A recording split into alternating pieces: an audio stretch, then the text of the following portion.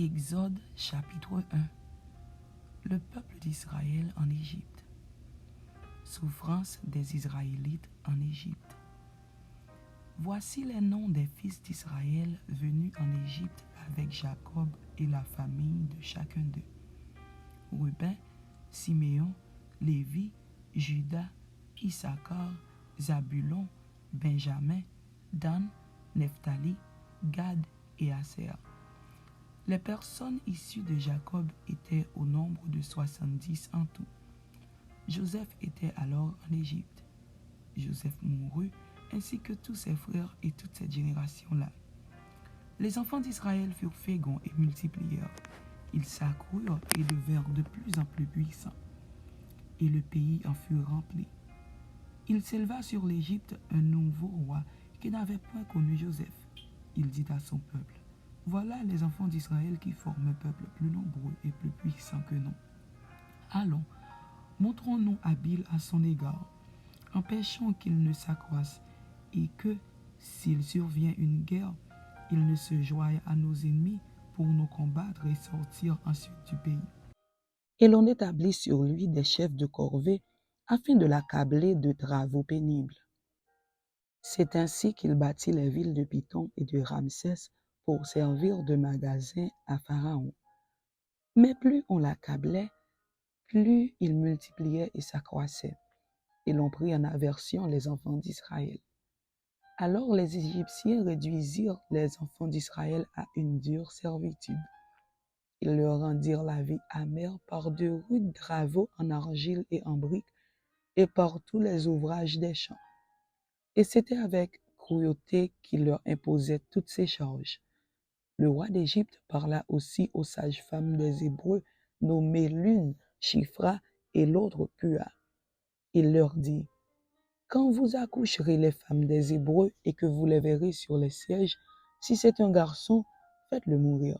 Si c'est une fille, laissez-la vivre. Mais les sages-femmes craignirent Dieu et ne firent point ce que leur avait dit le roi d'Égypte. Elles laissèrent vivre les enfants. Le roi d'Égypte appela les sages-femmes et leur dit: pourquoi avez-vous agi ainsi et avez-vous laissé vivre les enfants? Les sages-femmes répondirent à Pharaon: c'est que les femmes des Hébreux ne sont pas comme les Égyptiennes. Elles sont vigoureuses et elles accouchent avant l'arrivée de la sage-femme. Dieu fit du bien aux sages-femmes et le peuple multiplia et devint très nombreux. Parce que les sages-femmes avaient eu la crainte de Dieu, Dieu fit prospérer leur maison. Alors Pharaon donna cet ordre à tout son peuple: vous jetterez dans le fleuve tout garçon qui naîtra, et vous laisserez vivre toutes les filles.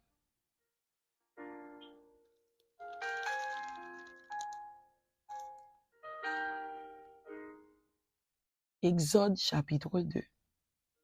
Naissance de Moïse. Un homme de la maison de Lévi avait pris pour femme une fille de Lévi. Cette femme devint enceinte et enfanta un fils. Elle vit qu'il était beau et elle le cacha pendant 3 mois. Ne pouvant plus le cacher, elle prit une caisse de jonc qu'elle enduisit de bitume et de poix. Elle y mit l'enfant et le déposa parmi les roseaux sur le bord du fleuve. La sœur de l'enfant se tint à quelque distance pour savoir ce qui lui arriverait. La fille de Pharaon descendit au fleuve pour se baigner et ses compagnes se promenèrent le long du fleuve. Elle aperçut la caisse au milieu des roseaux et elle envoya sa servante pour la prendre. Elle l'ouvrit et vit l'enfant. C'était un petit garçon qui pleurait. Elle en eut pitié et elle dit: c'est un enfant des Hébreux. Alors, la sœur de l'enfant dit à la fille de Pharaon: veux-tu que j'aille te chercher une nourrice parmi les femmes des Hébreux pour allaiter cet enfant? Va, lui répondit la fille de Pharaon, et la jeune fille alla chercher la mère de l'enfant. La fille de Pharaon lui dit: emporte cet enfant et allaite-le-moi, je te donnerai ton salaire. La femme prit l'enfant et l'allaita. Quand il eut grandi, elle l'amena à la fille de Pharaon, et il fut pour elle comme un fils. Elle lui donna le nom de Moïse, car, dit-elle, je l'ai retiré des eaux. Sa fuite au pays de Madian. En ce temps-là, Moïse, devenu grand, se rendit vers ses frères et fut témoin de leurs pénibles travaux. il vit un Égyptien qui frappait un Hébreu d'entre ses frères. Il regarda de côté et d'autre, et voyant qu'il n'y avait personne, il tua l'Égyptien et le cacha dans le sable. Il sortit le jour suivant, et voici, 2 Hébreux se querellaient. Il dit à celui qui avait tort, « Pourquoi frappes-tu ton prochain ?»